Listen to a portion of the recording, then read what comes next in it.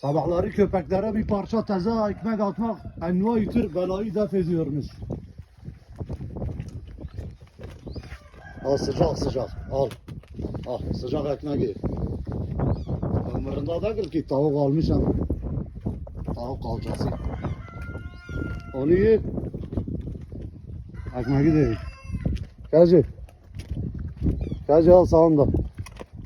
Ha ekmek. Salamiye de yürek almışız. Yürek yaralı hayvan için çok iyidir.